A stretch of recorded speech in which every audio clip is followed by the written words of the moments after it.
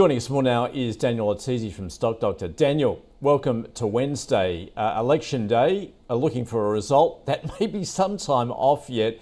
How are you viewing what's going on, particularly in equity markets at the moment? How are investors negotiating this uncertainty? Yeah, good to be back, Andrew. And there's been a bit of whipsawing in markets, hasn't there? I mean, there's been a few days within the past couple of weeks where we've seen markets, particularly in the US, move by over 1.5% overnight, either way, either down or up. And obviously last night was a move to the positive side with some strong tech earnings as well, particularly out of Palantir, hitting record highs. So look, the volatility spike continues. We know that historically election periods do lead to causes in markets with heightened volatility, and we're seeing the trend continue, certainly this time around. And interesting to see the bond yields as well selling off overnight, and the market going up, which has been a kind of transgression in recent weeks. We've seen bond yields head high and the market head down, which you'd expect, but everything kind of rallying overnight, Andrew. Indeed. In fact, we take a look at Wall Street. You mentioned Palantir, 25% rally in that stock, but more broadly off the back of those earnings results from 5 of the 7, Mag 7, last week. Still significant appetite for big tech. Oh, look, it's you can't not talk about big tech in markets at the moment. They dominate, obviously, the market capitalization and the index, but they're doing it for a reason. They've been the significant driver of earnings in America. Anyone has been able to see that. And if anything, what we're seeing at the moment is, I guess, an economy where, the big are getting bigger, whereby people are still struggling with, elevated consumer costs and elevated costs of doing business, and technology benefits are really the way where companies are exercising a competitive advantage. So, I certainly think that the large US tech companies, are going to continue their dominance in the short term, particularly with rising bond yields and slower expected interest rates cuts now, Andrew. Like that's not a positive thing for the smaller end of the market. So look, we do love our small caps at Stock Doctor. We invest in quite a few of them in Australia, but I do personally think that the large caps will continue to win, and in America, that's the big tech names, and they've got war chests when it comes to cash and access to finance. So I don't think this investment in data centers, data, AI, and general infrastructure is going to slow anytime soon. There might be downward revisions in terms of they need to earn a return on their investment, but they're in an arms race at the moment. They cannot afford to really slow down and allow one of their competitors to overtake them for what will be a multi-decade period of investment and benefits to come. So Daniel, meanwhile, locally, now a month or so back, we did see that rotation out of the banks into resources stocks, particularly off the back of that stimulus that was announced out of China. What sort of trends are we seeing now in that regard? Yeah, look, it was really a 1 week rotation, Andrew, and we've actually seen some rotation back out of miners in interbanks, into financials, probably into more defensive areas in nature. I guess a part of that is due to the fact that the expectations of policy stimulus out of China were probably a bit too high, even though the original stimulus announced was quite drastic. Maybe some of the direct measures to particularly the property and infrastructure areas of the market were a little bit lackluster. Certainly, and everyone's been talking about this, has been a manufacturing-led recovery out of China. And we've actually had PMI data kind of come out, continuously show that manufacturing looks pretty strong, and that continues to be an area of positivity, whereas things like property and infrastructure and even credit conditions continue to falter. So I think you really got to pick and choose where you want to be exposed.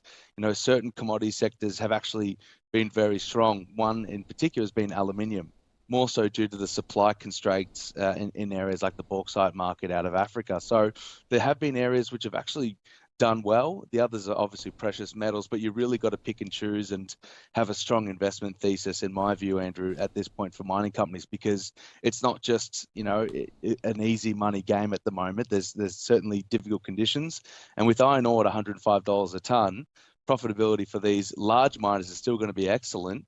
But I think that people are expecting that can turn at any time if things do disappoint to the downside. And we could be revisiting the $80, $90 a ton, which is a big difference in terms of cash flows and forward dividend expectations. Daniel, stock specifically, it's been all about those personality-driven stocks, and I'm talking about founder-led companies. To that degree, in fact, we had that news yesterday with Domino's Don May stepping down. Was that expected? And of course, that came with a trading update. So just a bit of weakness there for Domino's, which has, of course, struggled over the past couple of years. Oh, it's been a bit of a disaster for investors. And one of the things I often talk about with Domino's is you look at the backwards profitability. So Asia profitability in 2021 is double what it is today. So we're actually 50% of the profitability base in Asia, but we've got twice the amount of stores. And I think that's the story for Domino's. It's unfortunately what's occurred in Asia and even Europe since COVID has mean store profitability is down considerably whilst they've continued to invest in that store rollout and the market's expectations for a store rollout, and that just hasn't really eventuated at all. So I think some analyst reports are suggesting that there's been 9 consecutive downgrades for Domino's, and obviously that's coincided with, like you've mentioned, Don Mage leaving the business, and obviously someone who's been at the top role for over 20 years.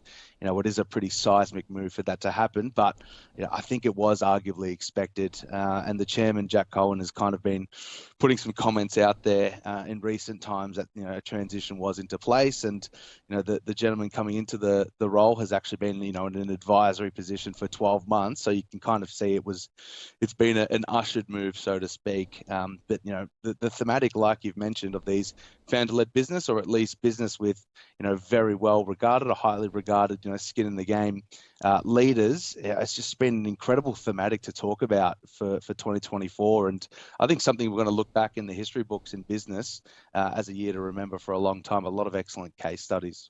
Well, and that also includes mineral resources, of course. With the beginning of the week, we did see that announcement that Chris Ellison will be stepping down, but it's going to take at least 12 to 18 months. Given that, do you suspect perhaps that stock is going to remain under pressure? Maybe a little investor frustration there with how that transition is likely to occur. Yeah, I think this is more of a talking point. Some of the large shareholders, and L1 Capital's been obviously in the media with mineral resources saying that they actually wanted to see Chris Ellison hang around with a more onerous governance structure on him, or I guess at least a more traditional governance structure on him to lead the company appropriately. I think the AFR and the Chanticleer column put it perfectly. If Chris Ellison was in any other job in Australia, any one of his indiscretions would have led to kind of a termination. We've got this kind of Stockholm syndrome is the term that they use, which I think is an excellent way to put it, for people who have, really generated significant wealth for shareholders. But, just given what's occurred, I think it is appropriate for him to transition out of the business. And the difference between a company like MinRes and Domino's is that, MinRes is at a very crucial point of execution. I think that time is needed, especially with the Onslow ramp up. That's a $3.5 billion project that's caused them a lot of pain recently with the level of leverage the business is holding, as well as some of the full speed, full steam ahead investments in lithium. That's kind of put the business under significant pressure in excess of the management kind of turmoil. So that drawn out conclusion, that 12 to 18 months, I think is appropriate. That should see Onslow reach its full 30 million ton ramp up by June next year. My view is that if that asset can hit its potential without significant issues or disruptions along the way, that's going to be a game changer for the business. That's a $1 billion US plus annual EBITDA operation at the mine site, purely cash flow from mining operations plus mining services. It's just, can they execute? And the market clearly is looking quite negatively upon that, with the potential CEO transition, like you mentioned, Andrew. That could mean further disaster to come if it doesn't succeed. What do we have in a mining operation? We have thousands of jobs, thousands of people. How are they going to feel? How are the workers going to feel? Are they going to feel confidence to be at that operation when the company's in turmoil? That they're going to be the key questions that analysts are going to be asking of the company.